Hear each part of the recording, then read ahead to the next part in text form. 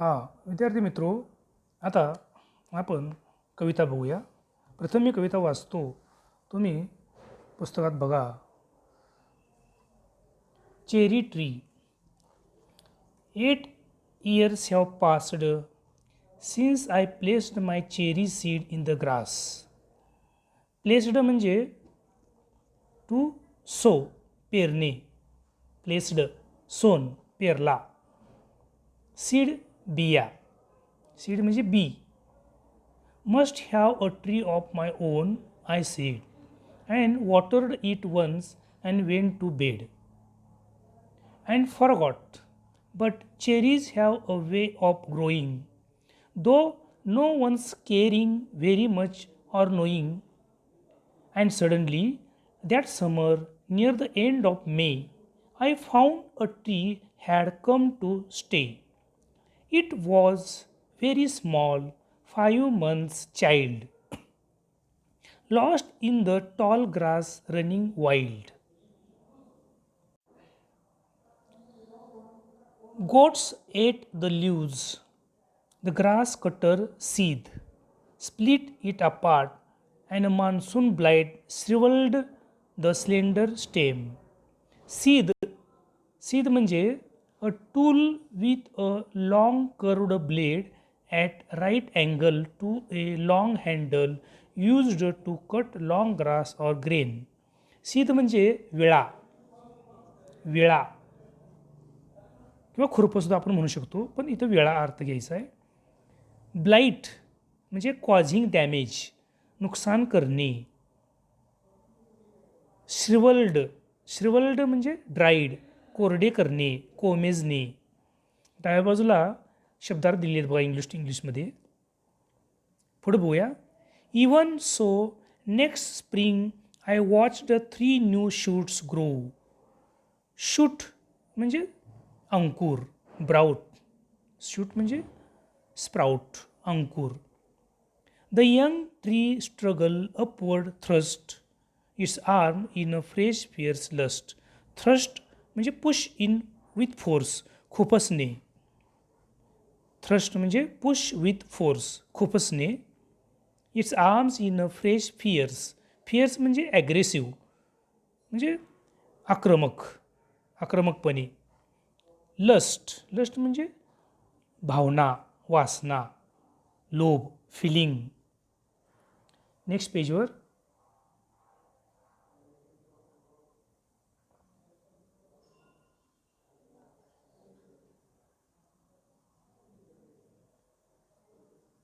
Next page बघूया आपण. For light and air and sun I could only wait as one who watched wondering while time and the rain modes made a miracle from green growing pain. I went away next year, spent a season in Kashmir, came back thinner, rather poor.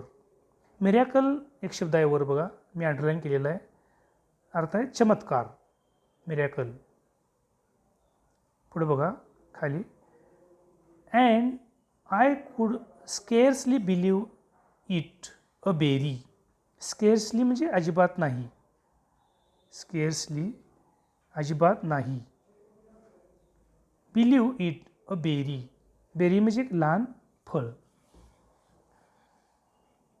ripened and jeweled in the sun, hung from a branch just one, and next year there were blossoms small, pink, fragile, quick to fall at the merest breath, the sleepiest breeze. Blossoms म्हणजे flowers that bloom on tree, झाडाला उमललेली नवीन फुले, बहर. Pink म्हणजे गुलाबी, फ्रेजाईल म्हणजे नाजूक, delicate. पुढे next last stanza. I lay on the grass at ease, looking up through leaves at the blue, blind sky at the finches as they flew, and flitted through the dappled green. Finches म्हणजे अ singing bird, Finch गाणारे पक्षी, finches आणि वचन आहे. Finch म्हणजे गाणारा पक्षी, finches गाणारे पक्षी. फ्लीट म्हणजे शिफ्ट, डिपार्ट, दूर जाणे, एका ठिकाणाहून दुसरीकडे जाणे. फ्लिटेड एका ठिकाणाहून दुसरीकडे जाणे, शिफ्ट होणे, डिपार्ट होणे. डॅपल्ड म्हणजे spotted, having dark or light patches, गडद किंवा फिकट रंगाचे ठिपके, डॅपल्ड. While bees in an ecstasy drank of nectar from each bloom. Ecstasy म्हणजे व्हेरी ग्रेट हॅपीनेस, अत्यानंद. इक्स्टॅझी ग्रेट हॅपीनेस, अत्यानंद. बीज म्हणजे मधमाशी, बीज म्हणजे मधमाशी. नेक्टर म्हणजे sweet liquid produced by flowers, फुलातील मधुर रस. नेक्टर फुलातील मधुर रस, sweet liquid produced by flowers. Of nectar from each bloom and the sun sank swiftly. Sun sank म्हणजे सायंकाळ होणे किंवा सूर्य मावळणे. सँक बुडणे, सूर्य बुडणे, सूर्यास्त होणे. सन सँक बुडणे. स्विफ्टली जलदपणे, फास्ट. स्विफ्टली म्हणजे very fast.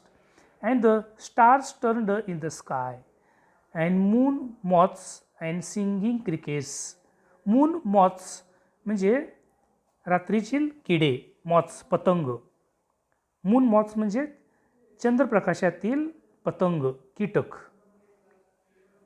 Singing crickets, cricket म्हणजे कीटक. सिंगिंग क्रिकेट म्हणजे किरकिरणारे, गाणारे कीटक. And I praised night and stars and tree that small the cherry grown by me. तर या ठिकाणी आपण कविता वाचलेली आहे. या ठिकाणी आता आपण कविता बघूया, त्याचा अर्थ बघूया. Cherry tree. 8 years have passed since I placed my cherry seed in the grass. 8 वर्ष निघून गेली, मी एका गवतामध्ये एका चेरीचं बी पेरलेलं होतं. कवीनं एक मधुर काळ्या रंगाचं एक फळ असलेलं एक बी, चेरी सीड, चेरीचं बी एका गवतामध्ये पेरून 8 वर्षे होऊन गेली होती. Must have a tree of my own I said. आणि कवी म्हणतो की आपलं स्वतःचं एक झाड आपल्याला असलं पाहिजे. And watered it once and went to bed. आणि मी त्याला पाणी घातलं. I watered the cherry tree and went to bed to sleep. आणि मी त्याला पाणी एकदा घातलं आणि झोपी गेलो. And forgot, and after that I forgot, मी विसरून गेलो. मला ते माझ्या स्मरणातून निघून गेलं. I forgotten about the tree, about the seed. But cherries have a way of growing.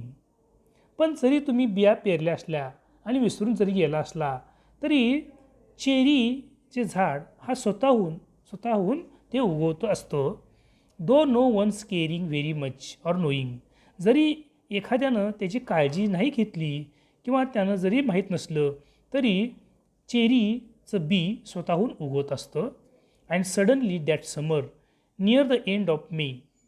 आणि सडनली दॅट समर, त्या उन्हाळ्यामध्ये एकाएकी, near the end of May, जवळजवळ मे महिना संपत असताना, मे महिन्याच्या शेवटी, I found a tree had come to stay and I saw a cherry tree that sprouted from the grass.